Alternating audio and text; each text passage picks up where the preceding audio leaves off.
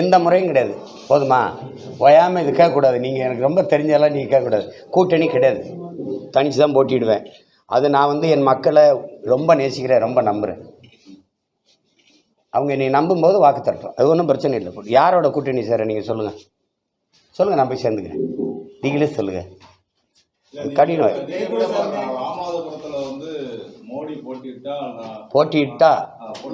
போட்டிட்டுவேன். என்னால் மோடி இந்தியாவின் பிரதமர் ஆகிறத தடுக்க முடியுமானா அந்த வலிமை எனக்கு இல்லை. உங்களுக்கு புரியுதுன்னு நினைக்கிறேன். ஆனால் காங்கிரஸ் பாரதிய ஜனதாவை சம தராசில் வச்சு செம்ம எதிரியாக தான் நான் பார்ப்பேன். ஏன் நிலத்தில் உங்களுக்கு இடம் இல்லை, நான் இருக்கிற வரை நுழைய விட மாட்டேன். நின்று சண்டை போடுவேன்.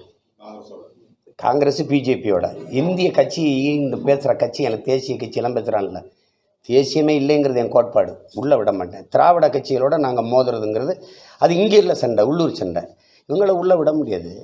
நீங்கள் எதுக்கு எனக்கு பாரதிய ஜனதா காங்கிரஸ் சொல்லுங்கள், எதுக்குன்னு சொல்லுங்கள். எனக்கு தேவையே இல்லை. எதுக்கு அவங்க என் நிலத்துக்கு எதுக்கு? இது காவிரி நதி நீரில், கச்சத்தீவு மீட்பில், அணுவில் வேணுமா வேணாமா? மீத்தேன் எடுக்கணுமா நிறுத்தணுமா? எதை பற்றியும் கவலைப்பட மாட்டேன். என் வளம் களவுவதை பற்றி உனக்கு கவலைப்பட்டிருக்கியா? மண்ணுக்கு அள்ளிப்போனதை பற்றி கவலைப்பட்டியா? அல்றவன் திராவிடன் தடுக்கணுமா? நீ பேசவே மாட்டேற. அப்போ எதுக்குமே நிற்காத. நீங்கள் என்ன இந்தியாவே ஆளை கொடுத்து பிச்சைக்கார நாடாகிட்டீங்க. 10 வருஷம் மன்மோகன் சிங், 10 வருஷம் மோடி. எனக்கு நடந்த ஒரு நன்மை சொல்லுங்கள், ஏதாவது ஒரு மாறுதல் சொல்லுங்கள். நீங்கள் 1000 ரூபா செல்லாது. நீங்கள் அப்போ பணம் செல்லாதுன்னு சொன்னபோது நீங்கள் சொன்ன காரணம் ஏதாவது நிறைவேறிக்கா? ஊழல் லஞ்ச ஒளியும் நீங்கள் அப்புறத்துக்கு வீடு வீடு அமலாக்கத்துறை ரைடு போகுது. அப்போ ஒளியல் இல்லை. இப்போ 2000 ரூபா செல்லாது நீங்கள். ஏன் அப்போ 1000 செல்லாதுன்னு சொன்னபோது காரணம் என்ன? இப்போ 2000 ரூபா செல்லாதுக்கு காரணம் என்ன? நாங்கள் என்ன செல்லா காசா எங்களை இப்படி ஊற்றி விளையாடிக்கிட்டு இருக்கீங்க. இன்னும் உங்கள் கணக்குங்க. சரி, உலக வங்கி சொல்லுதில்ல இந்தியாவின் பொருளாதார வீழ்ச்சிக்கு பண மதிப்பிழப்பும் இந்த ஜிஎஸ்டி வரியும் தான் காரணம்னு சொல்லுதில்ல. இதுக்கு இந்த ஆட்சியாளர்களின் கருத்து என்ன? அது 1000 கேள்வி இருக்குது. அப்புறம் எனக்கு தேவையில்லை. நான் என் பாட்டை மாதிரி சண்டை செய்வேன், சுந்தரலிங்க மாதிரி இன்னும் சண்டை செய்வேன். எப்படி?